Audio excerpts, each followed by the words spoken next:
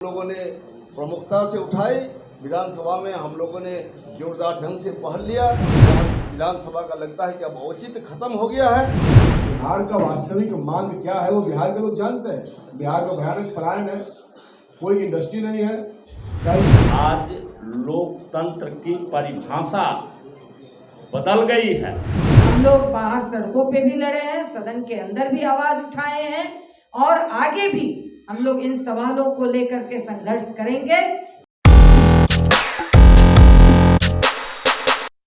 नमस्कार, मैं मनीष, आप देख रहे हैं निष्कर्ष भारत। अगर आप यूट्यूब चैनल पर देख रहे हैं, चैनल तो सब्सक्राइब नहीं किया है, चैनल को सब्सक्राइब कर ले। अगर आप फेसबुक पर देख रहे हैं तो चैनल को फॉलो कर ले।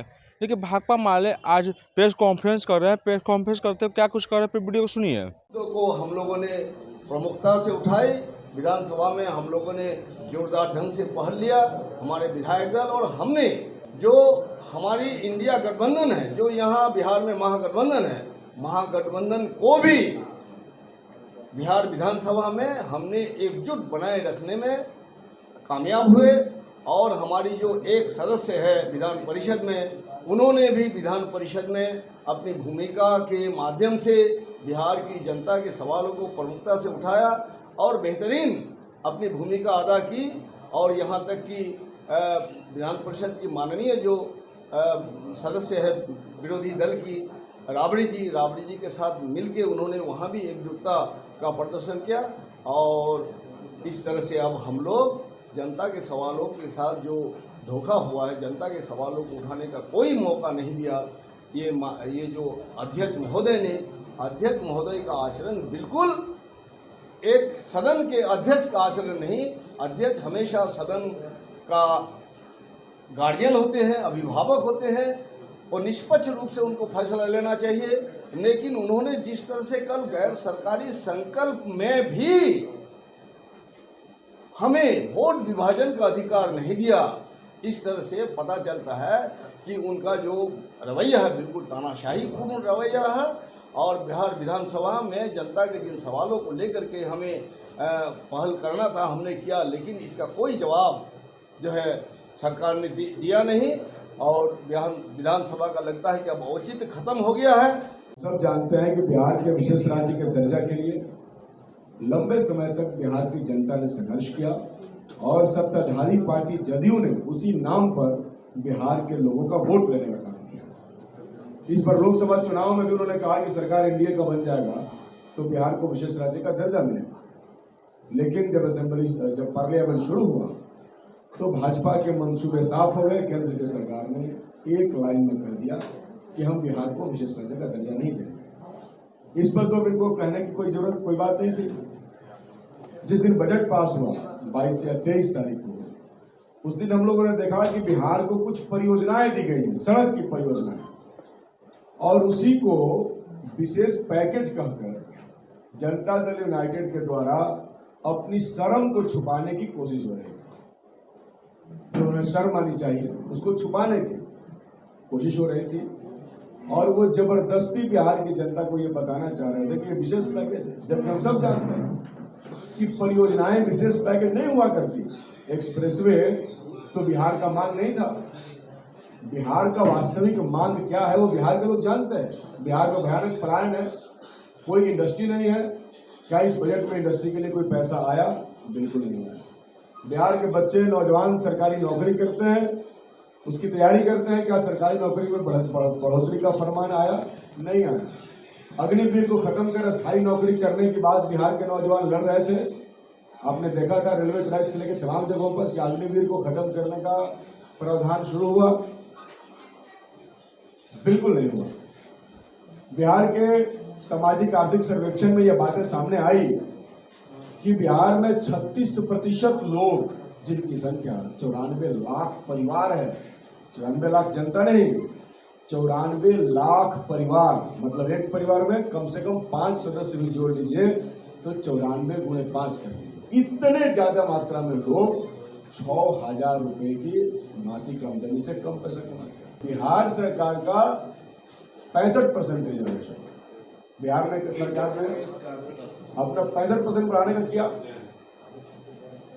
आज क्या हुआ? हाई कोर्ट से उसको रद्द कर दिया गया। लगातार सरकार झूठ पर झूठ बोल रही है। ये तो एक अलग बात है, बिहार की जनता को ये समझना चाहिए। और कल जब गैर सरकारी संकल्प के माध्यम से, आप जानते हैं विधानसभा में सवाल पूछने के कई तरीके होते हैं, अल्पसूचित प्रश्न होते हैं, तारांकित प्रश्न होते हैं, शून्यकाल होते हैं, ऐसे गैर सरकारी संकल्प का मतलब है कि जो काम सरकार नहीं करे उसको हम लोगों की तरफ से उठाना। ये सोचने की जरूरत है, आज लोकतंत्र की परिभाषा बदल गई है। अब उसको लाइन गढ़ना पड़ेगा कि सदन के अंदर माननीय सदस्य, विपक्ष के माननीय सदस्य जनता के मुद्दों को कैसे उठाएंगे, ये धमकियां मिल रही है। और नियम प्रक्रिया को पूरे तौर पर रौंद करके अजीत जी ने बताया, यह नियम है कि जब हम को अध्यक्ष पुकारते हैं कि अपना प्रस्ताव वापस लीजिए, अगर हम नहीं लेते हैं, हम मांग करते हैं कि इस पर वोटिंग करा लीजिए, तो वोटिंग होता है। लेकिन कल तानाशाही रवैया को जाहिर करते हुए अध्यक्ष ने ये वोटिंग नहीं करा पाए। तो इसे अब मन में लगता है कि बिहार विधानसभा में जनता के मुद्दों पर बहुत सारे सवाल को उठाने के अब जो पहले अवसर हुआ करते थे, हम लोग पढ़ते हैं उसमें लिखा हुआ है कि विपक्ष सरकार का अंग है। उसमें लिखा हुआ है कि विपक्ष सरकार का आईना है, और हम जब आईना दिखाने का काम करते हैं तो ये सरकार बिल्कुल जो है उसको मंजूर नहीं करती है, जिससे लगता है कि अब सरकार इस बिहार के विकास में रुचि नहीं रखती है। अगर रुचि रखती तो जब हम आईना दिखाते हैं तो उसे स्वीकार करती, लेकिन अब वो रुचि नहीं रख रही है। जिस तरह से संसद में तानाशाही रवैया पिछले दिनों अपनाया गया, वही तानाशाही रवैया इन दिनों बिहार विधान परिषद में अपनाया गया और मिमिक्री करने का आरोप लगा करके एक सदस्य को बर्खास्त कर दिया गया, उनकी सदस्यता समाप्त कर दी गई।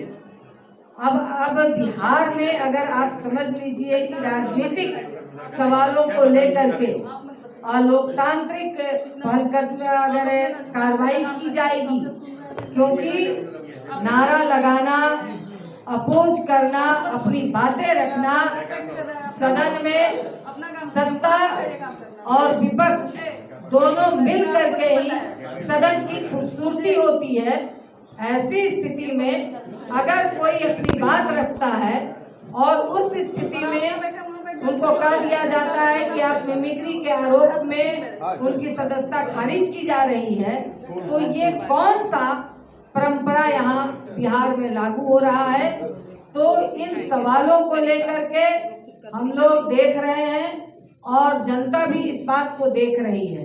और इसके साथ ही अगर आप देखें तो कार्रवाई तो होनी चाहिए माननीय मुख्यमंत्री जी पर, क्योंकि महिला के संदर्भ में जिन्होंने वो आरोप लगाया, जिस तरह से वो माननीय सदस्य पे आरोप लगाए, बातें कही कि औकात में रहो, उस जिस तरह से ऊंचे सदन के नेता ने प्रतिपक्ष की नेता राबड़ी देवी पर, विपक्ष की नेता राबड़ी देवी पर जिस तरह से आरोप लगाया, तो महिलाओं को सदन के अंदर लगातार अपमानित करने का काम किया जा रहा है।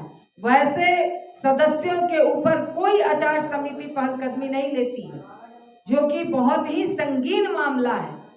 और इस सवाल को लेकर के हम लोग बाहर सड़कों पे भी लड़े हैं, सदन के अंदर भी आवाज उठाए हैं और आगे भी हम लोग इन सवालों को लेकर के संघर्ष करेंगे।